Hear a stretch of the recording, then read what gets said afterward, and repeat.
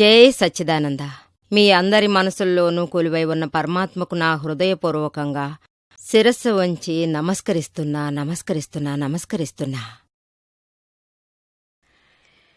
ఈరోజు మనం గురు శిష్యుల మధ్య యథార్థ ఒక సంబంధం గురించి మాట్లాడబోతున్నాం. గురువు అనేవారిని వెతకాలా లేదా వద్దా? గురువు మనల్ని వచ్చి వెతకని మనం ఎందుకు వెతికి వెళ్ళాలి? వద్దంటున్నారు. ఇంకొందరు ఏమంటారంటే మంచి ఒక గురువు దొరకాలంటే పవర్ఫుల్ అయిన గురువుని వెతకాలి, కార్యదీక్షతో ఉండాలి, జ్ఞానం ప్రసాదించడానికి కూడా తయారుగా ఉన్నారు. కానీ గురు శిష్యులుగా ఉండడానికి తయారుగా లేరు. నేను ఇప్పుడు ఎందుకు గురువుని వెతికి వెళ్ళాలి? దానికంటూ సమయం వస్తుంది, ఇప్పుడు దానికేం అవసరం అనే స్థాయికి అనుకుంటున్నారు. నేను ఏ విధంగా మీ దగ్గర నుంచి జ్ఞానం ప్రాప్తం పొందొచ్చు అనేలా అనుకుంటున్నారు. నేను అన్ని శాస్త్రాలను చదువుతున్నాను, ధ్యానం అప్పుడప్పుడు చేస్తున్నాను, నాకంటూ విడిగా పవర్ అప్పుడప్పుడే వస్తుంది. నాకు ఎప్పుడు అనిపిస్తే అప్పుడు నేనే మీ దగ్గరికి వస్తాను, అప్పుడు నేను మిమ్మల్ని స్వీకరిస్తాను. ఈ విధంగా చెప్పి అన్ని నిమిత్తాలను వదిలేస్తున్నారు. మీరు మాత్రం దీన్ని కొంచెం డీప్గా థింక్ చేశారంటే ప్రజలందరూ ఇది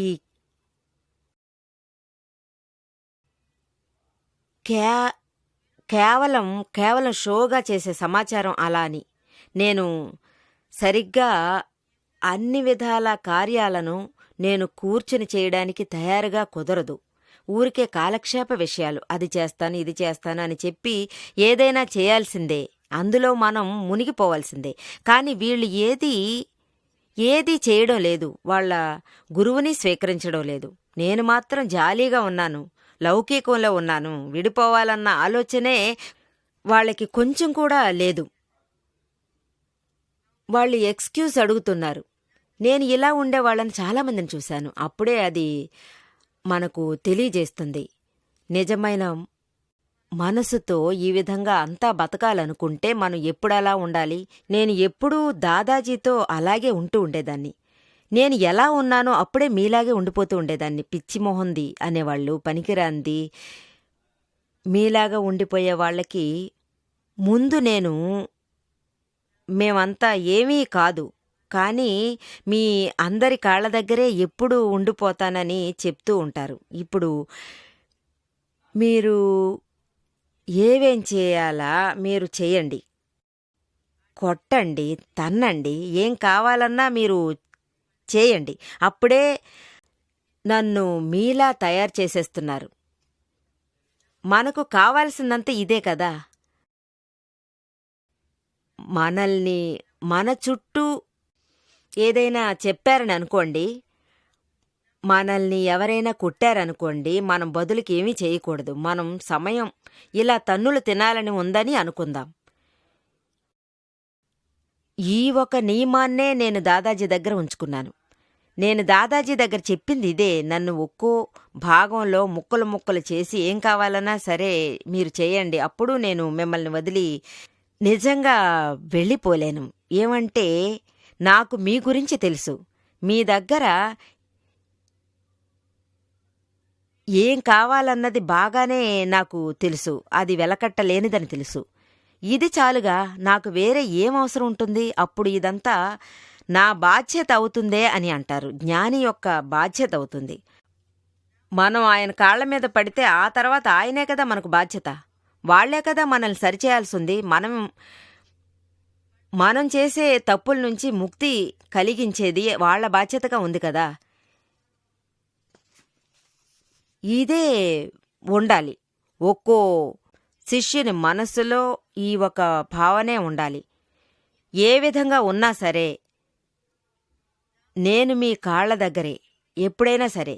సామధాన భేద దండం, మీరు ఏం చేయాలో అది చేసేయండి, మీలాగా చేసేయండి, అప్పుడు ఏదైనా సాధించవచ్చు. లేదంటే ఈ కలియుగంలో మనం నిజంగా ఏది సాధించడం అంటూ కుదరదు. కలియుగంలో జరగని విషయం ఇది. ఇంకా చెప్పాలంటే దాదాజీ గారే చెప్తారు, ఈ కాలంలో మనం ఏది చేసుకోలేము, కానీ ఇదంతా సృష్టి యొక్క చైతన్యమే. ఈ జ్ఞానం వెలలేనిది. పోయిన జన్మ చేతలు ఈ జన్మ ఫలంగా మారిపోయింది. అతనికి పెద్ద ఫలితం దక్కితే మనం దాని ఫలితం స్వీకరించొచ్చే. అతనిలోని వెలిగే దీపం నుంచి మనము మన దీపం వెలిగించుకోవచ్చు. ఇదే ఈ గురు శిష్యుల పరంపరలో జరుగుతుంది. సహజంగా అతని దగ్గర్నుంచే మనకు ప్రాప్తం అవుతుంది. మనం అన్నిటికీ తయారుగా ఉండాలి. మనల్ని మనం సమర్పించుకోవాలి. ఎంతోమంది ఇలాంటి గురువుని వెతకాల్సిన అవసరమేంటి, గురువు లేకుండా బతకలేమా అని అడుగుతున్నారు. మీరుగా స్కూలు మూసేస్తారా? కాలేజీ మూసేస్తారా? స్టూడెంట్స్ అంతా టీచర్లుగా వస్తే వాళ్లను మీరు చూసుకుంటారా? ఆ విధంగా మీ వల్ల అవుతుందా? స్కూలు, కాలేజీ అన్నీ ఉండాలి. టీచరు ఉండాలి, స్టూడెంటు అప్పుడు ఉండాలి, తర్వాత అందరూ ఉండాలి. ఒక విషయం మాత్రం ఉంటే అది చాలదు. ఈ విధంగా గురువునే విసిరిగొట్టి తర్వాత పుస్తకం యొక్క అవసరం ఏముంది? మనకు కోవెలలోకి అవసరం ఏముంది? జ్ఞానుల అవసరమేంటి? ఈ సత్సంగాలెందుకు? ఇవన్నీ ఎందుకు అంటాను. ఇదంతా ఒక భ్రమనే కదా. అందరూ ఉండాలి. ఇవన్నీ మంచి సమయంలో ఒకటవుతాయి. మనం మన భావంలో తీవ్రంగా ఉండాలి. ఎప్పుడు చూద్దాం, ఎప్పుడు చూద్దాం, ఎప్పుడు జ్ఞానదీక్షను అందుకోవాలనే ఉండాలి జ్ఞాని దగ్గర్నుంచి. ఇందులో తీవ్రంగా ఉండడం చాలా అవసరం. చాలామంది ఏమంటారంటే ఆత్మ ద్రవ్యం. ఈ మనసు, వాక్కు, నిజాలన్నీ జడద్రవ్యాలే, తత్వాలే, ఎలిమెంటే. ఇదే సిద్ధాంతం. ఒకటి ఎలిమెంటై వచ్చి ఇంకొకటి ద్రవ్యమై ఉంటే ఏది చేయడం కుదరదు. ఈ విషయాన్ని బట్టే ఇంటర్ ప్రొటెక్షన్ రాంగ్గా చెప్తున్నారు. గురువుగారి అవసరమేంటి? నిమిత్తమాత్రం అవసరమేంటి? ఇదంతా ఏదీ అక్కర్లేదే. వాళ్ళు మనకోసం ఏం చేస్తారు? ఒక ద్రవ్యం ఇంకో ద్రవ్యాన్ని ఏమీ చేయలేదే. ఎవరూ ఎవరికీ ఏ మేలు చేయడం కుదరదు, ఎవరికీ హెల్ప్ చేయడం కుదరదు. ఈ ఒక విషయాన్ని బట్టి సద్గురువునే లెక్క చేయడం లేదు. వారిని వద్దంటున్నారు. చాలా తప్పుడు విషయం. ఒక ద్రవ్యం ఇంకో ద్రవ్యాన్ని ఏమీ చేయదు. ఇదొక సిద్ధాంత విషయమే. ఇదొక తత్వమైన విషయం, నిశ్చయించిన విషయం. ఈ నిశ్చయించు విషయాన్ని వ్యవహారానికి తీసుకొచ్చి ఖచ్చితంగా నష్టాన్నే కలిగిస్తుంది మనకు.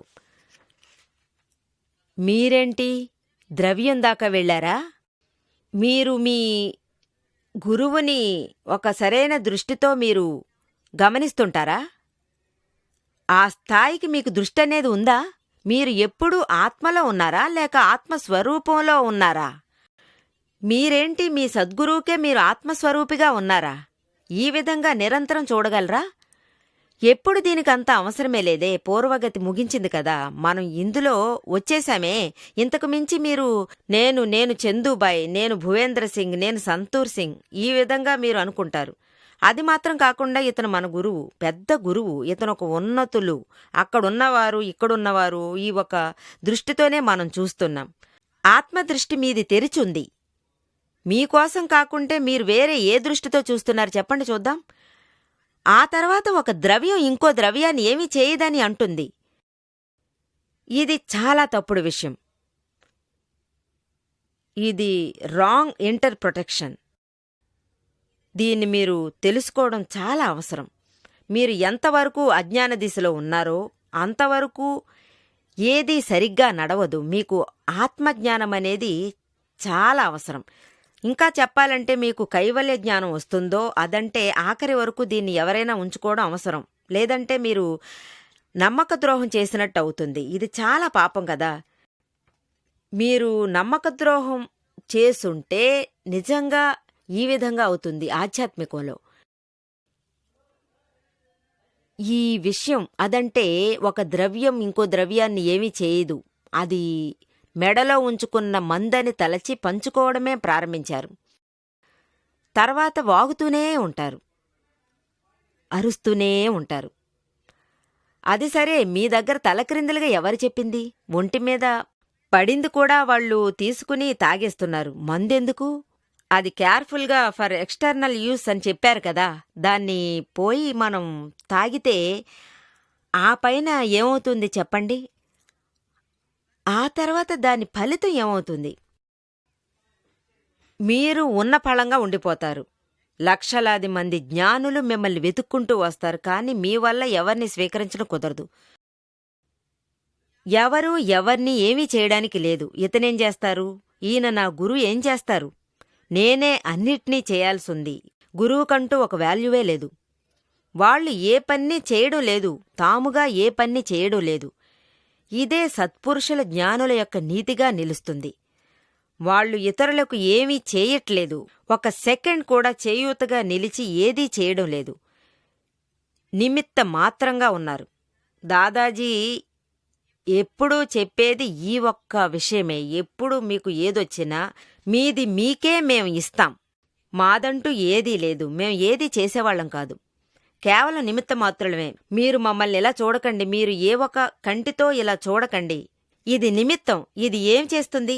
ఇదే ఎప్పుడు ఏమి చేయడం లేదే, ఇది ఏం చేస్తుందని మీరు అనుకుంటారు. ఈ విధంగా ఒక తప్పైన నాటకీయత చేయకూడదు. నిమిత్త మాత్రమే అనేది మనలో మనం గమనంతో ఉండడానికే. బట్ నేను ఇందులో ఏదీ చేయడం లేదు. ఇదంతా నిమిత్త భావనతోనే జరుగుతుంది. ఇది ఒక విధంగా నడిచి ముగిసి ఆ పైన ప్రాప్తం అయిపోతుంది. ఇందులో నేనుగా ఏమీ చేయలేదు, ఇండిపెండెంట్గా ఏదీ నేను చేయడం లేదు. ఈ విధమైన నిమిత్తంతో గమనంతో మనం ఉండి తీరాలి. కానీ అంటే ఒక గురువు ఒక రకం జాగ్రత్తగా ఉండాలి, శిష్యుడు ఈ రకం జాగ్రత్తగా ఉండిపోవాలి. గురువే నాకు పెద్ద విషయం. గురువుగారు గనక ఈవేళ అందకుంటే నాకు వేరే ఎవరు దారి చూపుతారు చెప్పండి? నేను పలుకోట్ల సంవత్సరాలుగా అలసి సొలసిపోయాను. కొద్దో గొప్పో నేను అలసిపోలేదు. జన్మ జన్మాలుగా నేను అలమటించాను. ఈ జన్మలో నాకు ఈ విధంగా కుదిరింది. నాకు అన్నిట్నుంచి విడుదల చేశారు, అన్ని అజ్ఞానాల నుంచి విడుదల కలిగించారు. శిష్యునికి తన గురువు గురించి ఎప్పుడూ ఒక ఉపకార భావనతోనే ఉండాలి. ఇలాగే ఉండి తీరాలి. ఈ భావనతోనే ఉండాలి, అప్పుడే మంచిది. లేదంటే ఊరికే గురువు అనేవారు ఊరికే ఉంటారు. అప్పుడు సర్వశిష్యులు ఏమంటారు? ఇది నిమిత్తమే. గురువు వచ్చి ఏం వెలగబెడతాడు? ఎవరు ఎవరి కోసం ఏదీ చేయలేరు కదండి. అలా చెప్తే ప్రాప్తం పొందడమే కుదరదు. మంచిది వస్తుంది, అది పారిపోతుంది. ఇది మీరు తెలుసుకోండి. అందువల్ల జ్ఞానులు ఇది చెప్పిస్తున్నారు. ఎంత మేరకు మీ మనసులో భగవంతునికి ఉపకారం చేయాలని మీరు అనుకుంటున్నారో ఆ స్థాయికి మీరు ప్రాప్తం పొందొచ్చు. అంత ఉన్నత విలువలు ఏర్పడతాయి. అదే మీ భక్తి, మన ఉపకార భావన, మన పరమ నిమిత్తం యొక్క ఉపకార భావనగా ఉంటే ఇది ఆహా ఓహో ఆహ్లాదమవుతుంది. ఈ విధంగా ఉన్నతమైన మార్పు కలుగుతుంది. మీరు సర్వ సమర్పణం చేస్తేరాలి. మనం సర్వసమర్పణం చేయడానికి కొంచెం కూడా యోచించాల్సిన అవసరమే లేదు. ఈ భావనే పెద్ద విషయం. ఈ భావనే మిగతా అన్నిటికంటే గొప్పది. ఇదే మిమ్మల్ని పైకి తీసుకెళ్తుంది. అలాగే మిమ్మల్ని మోక్షం దాకా ప్రాప్తం కలిగించేస్తుంది. దీని నిమిత్తం ఏమవుతుందంటే శిష్యుని యొక్క మేలుకొలుపు గురించి ఇక్కడ మాట్లాడడం జరిగింది. గురువు ఉండని నిమిత్తం అనేది ఏ అవేర్నెస్తో మనం ఉండాలి. వాళ్ళు ఒక విషయాన్ని జాగ్రత్తగా తీసుకోవాలి. మామూలుగా ఏ ఒక కార్యమూ చేయట్లేదు, అహంకారం వచ్చేయకూడదు. మనం ఏం చెప్పినా ఇప్పుడు నా అనుభవంతోనే చెప్తానే, ఈ మేలుకొలుపుతోనే మనం ఉండాలి. మనల్ని చూడ్డానికొచ్చే వేలాది మంది ప్రజలు ఏమంటారంటే, మా జీవితానికి ఒక మెరుగు ఏర్పరిచేశారు, మా జీవితాల్లో ఆనందాన్నే మీరు తీసుకొచ్చేశారు, దుఃఖమనేదే లేకుండా చేసేశారు, మా అందరి మనసులకు సుఖం నెమ్మది దక్కేలా చేసేశారు, లోకం కూడా మాకు స్వర్గంలా మారిపోయింది, ఇకపై మాకు ఏమీ వద్దు, ఇలా చేసింది మీరే కదా, మేం మాత్రం మిమ్మల్ని చూడకుంటే ఏమయ్యుండేది. ఇంకా కొందరు ఏమంటారంటే, మీ పాదాలు మా ఇంట్లో అడుగులేస్తే వద్దు, మా కొట్లో గనుక అడుగులేస్తే మేం పెద్ద భాగ్యవంతులమవుతాం అంటున్నారు. అప్పుడు నేనేమన్నానంటే, ఇలా చూడవయ్యా, నాతోనే మా ఇంట్లో 24 గంటలు ఉన్నాను. ఏ ఒక పెద్ద భాగ్యము నాకు దక్కలేదే.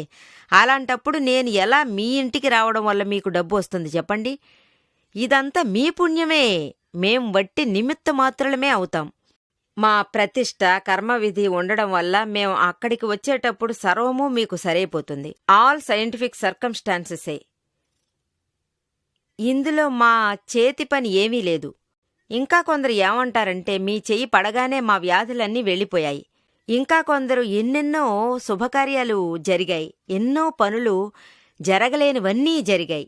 ఇవన్నీ మీ వల్లే జరిగాయి, మీ వల్లే జరిగాయి. లేదయ్యా, మేం ఏ రకంగానూ చేయలేదు. ఉదయాన్నే లేచి మేము టాయిలెట్కి వెళ్లాల్సిందే. మేము మా విషయాలనే సరిచేసుకోవడం లేదు. తలలో చెయ్యి పెట్టడం వల్ల హాస్పిటల్కి దినమూ వెళ్ళి ఒక్కో పేషెంట్ తలలో చెయ్యి పెట్టడం వల్ల ఇదంతా జరిగిపోయే కార్యాలుగా ఉన్నాయా అండి? సర్వమూ నిజంగా జరగదుగాక జరగదు. ఇదంతా నిమిత్తంగానే మీకు జరిగిపోతుంది. కానీ ఈ నిమిత్తం మా నిమిత్తంగానే పరువు, కర్మ విధులతో కలిసి ప్రతిష్టలవుతున్నాయి. ఆ పరువు వచ్చి అప్పుడు చేరుతుంది. అలాగే ఇతరులకు ఆ నిర్ణయం వచ్చేలా ఉంది అంటే ఇది సఫరింగ్ లాంటిది. మీకు అంతా ఒకటిగా కలిసే ఈ ప్రోగ్రాం అనేది జరిగిపోతుంది. ఇందులో ఎవరు ఏది స్వతంత్రంగా చేయడమే కుదరదు. ఇది నిమిత్తమే, వట్టి నిమిత్తం మాత్రమే. ఇది మట్టుకు నిశ్చయం. కానీ పూర్తిగా స్వతంత్రం అనేది ఎవరికీ లేదు. ఇది కేవలం ఓన్లీ సర్కమ్స్టాన్సెస్, నాట్ పర్మనెంట్ కాదు. దానికి హోల్ అండ్ సోల్ కాదు. ఇదే విషయం. తెలిసిందా? అందరికీ ఈ సిద్ధాంతమే. కొందరు నేను ఆ రకంగా చేస్తా, ఈ రకంగా చేస్తాను అంటారు. చేయడం అనేది ఎవరి చేతుల్లోనూ లేదు. ఆ భావనతో ఉండండి, ప్యూరిటీతో చేసి ముగించండి. మీరు చేస్తూనే ఉండండి. ఇదంతా మీ కీర్తి, కర్మవిధి మాత్రమే. దేవాదులు తోడుంటే అది జరుగుతుంది. అది హెల్ప్ఫుల్గానూ ఉంటుంది. అది మన వల్ల ఏది చేయడం కుదరదు. నిజంగా మన వల్ల అది కుదరదు. ఎవరికి ఈ నిమిత్తం అనేది వస్తుందో వాళ్ళ పనే జరుగుతుంది. ఇది అందరికీ జరగడం లేదు. ఈ రకంగా డాక్టర్ల నియమంతో వ్యాధులు మనకు నయమవుతుంటాయి, బాగైపోతాయి. ఈ విధంగానే జ్ఞానుల నియమంతో కోపం, మాయ ఇవన్నీ నాశనమైపోతాయి. ఆత్మ మేలుకొలుపవుతుంది. అన్ని జన్మల నుంచి అన్ని మహత్వం సర్వము మీ దగ్గరకొచ్చి ఫిట్ అవుతుంది. సపోజ్ మీకు జ్ఞాని దొరికిపోయారంటే, మోక్షం ప్రాప్తం కలిగించారంటే లోకంలో మనకింకేం కావాలి? ఒక్కో నిమిషము మనం అవేర్నెస్తో ఉండాలి. మీ ముందడుగు సాధారణ జ్ఞానం నుంచి కైవల్య జ్ఞానం వరకు ఉంటుంది. మొదట్నుంచి ప్రారంభించి కైవల్య జ్ఞానం వరకు మీరు అవేర్నెస్తో ఉండాలి. కానీ అన్నిటి నుంచి విడిపోవాలి అనేసి మీరు అనుకోవాలి. భగవాన్ మహావీరుడికి, గౌతమ్ భగవానికి జరిగిన ఒక తీయని సంఘటన. భగవాన్ మహావీరుడు నుంచి గౌతమ్ భగవానికి ప్రాప్తం అందడానికి ఏముంది చెప్పండి? కొన్ని వేలాది మంది వేరే విషయాలన్నీ ప్రాప్తించాయి. కానీ కైవల్య జ్ఞానం అతనికి కలిసి రాలేదు. అతను ఎవరికైనా కైవల్య జ్ఞానం నేర్పిస్తే అది జరిగింది. కానీ అతనికని చేస్తే అది నిజంగా జరగడం లేదు. దానికి కారణం ఇదే. అతనికి భగవాన్ మహావీరుడి దేహం మీద చాలా ఆశ ఉండేది. అంటే ఒక అనాదిగానైన లౌకిక ఆశ ఉండేది, అమోఘమైన కసి ఉండేది. కాని ఆఖరికి ఆయన దేహం వల్ల మరణించారు. ఆత్మ కుదరలేదు. కైవల్య జ్ఞానం ఒక పెద్ద విషయంగా ఉండేది. ఆ కైవల్య జ్ఞానం దొరకకుండా ఉండేది. భగవాన్ ఎప్పుడూ అతనికి మేలుకొలుపు కలిగించేవాడు, అలర్ట్ చేస్తారు. అతనితో ఏం చెప్తాడు? ఏయ్ గౌతమా, సమయం జరిగిపోతూ ఉంది. సమయం దాని మానాన అది పోతూనే ఉంది. నువ్వు ఎప్పుడూ దిగులు పడకుండా ఉండు.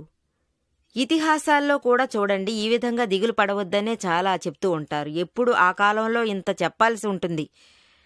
అతనికి భగవంతుని దేహంలో మాత్రం ఆశ ఉండేది. ఏ ఒక పెద్ద ఆశ ఉండేది కాదు. అందువల్ల కైవల్య జ్ఞానం అనేది దక్కింది.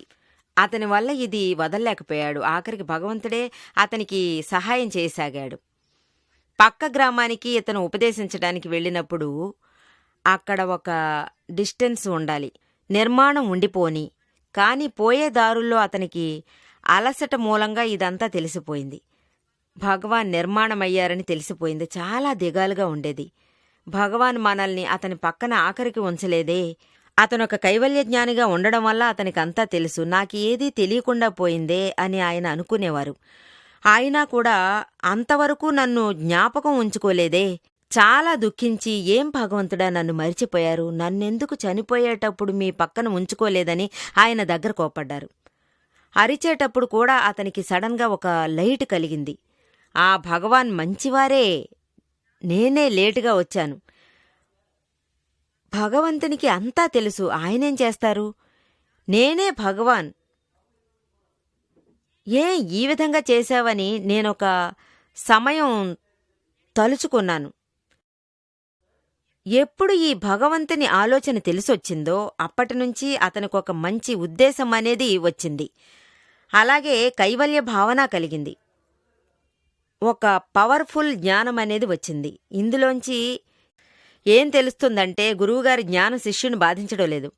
అతని భావన ఏమిటనేది చూసి మంచి మార్గమూ ఇచ్చింది. దీనికోసం ఏం చేసినా సరే జరుగుతుంది. భగవంతుడే అంతా చేశాడు. ఆఖరిలో ఆయన కైవల్య జ్ఞానం పొందారు. ఎప్పుడు వచ్చి భగవాన్ నిర్మాణం, ఆ రోజు దీపావళి అనే ఒక మంచి రోజు, అదంటే కైవల్య జ్ఞానము వచ్చేస్తుంది. మీరు ఊరికే జ్ఞానిని వెతకడం వల్ల టైంని వేస్ట్ చేస్తున్నారు. ఎక్కడైనా ఒక లింక్ దొరికిందంటే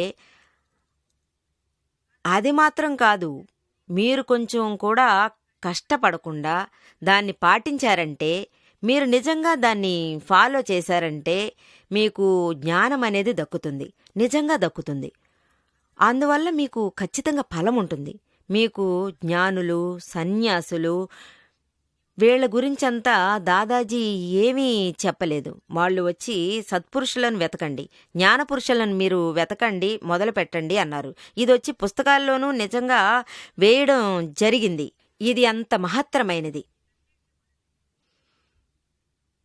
చాలా ప్రత్యక్షమైన ఒక విషయంగా ఉండిపోయింది. ప్రత్యక్ష సద్గురు సమనహి పరోక్ష జినోకా, ఈ విధంగానే నేర్పించారు. మిగతావన్నీ కళ్ళకు కనిపించట్లేదు. మోక్షం కావాలంటే ఇది చాలా విలువైన ఒక విషయంగా ఉంది. ఇది మట్టుకు మీకు కుదిరిందంటే అన్ని విధాలైన జ్ఞానము మీ దగ్గర ఉంటుంది. కానీ అనుభవ జ్ఞానం అనేది ఉండదు. మీ దగ్గర వెలిగిపోతున్న సర్వమూ ఉంటాయి, కానీ అందులో ఖచ్చితంగా జ్యోతి అనేది ఉండదు. ఆ జ్యోతి వెలుగుట కోసం ఈ విధంగా వెలిగే ఒక ప్రత్యక్ష జ్ఞానిగా లేదా ఒక సత్పురుషుణ్ణి మీరు వెతుక్కోండి. అప్పుడు మీకు యూస్ఫుల్గా ఉంటుంది. అది దొరికిన తర్వాత మీరు నిజంగా అది మాత్రం వదిలేయకండి. ఇది మీకు దొరికిన తర్వాత నిజంగా జ్ఞాని దొరుకుతాడు, మంచి మార్గము మీకు దక్కుతుంది. జై సచ్చిదానంద.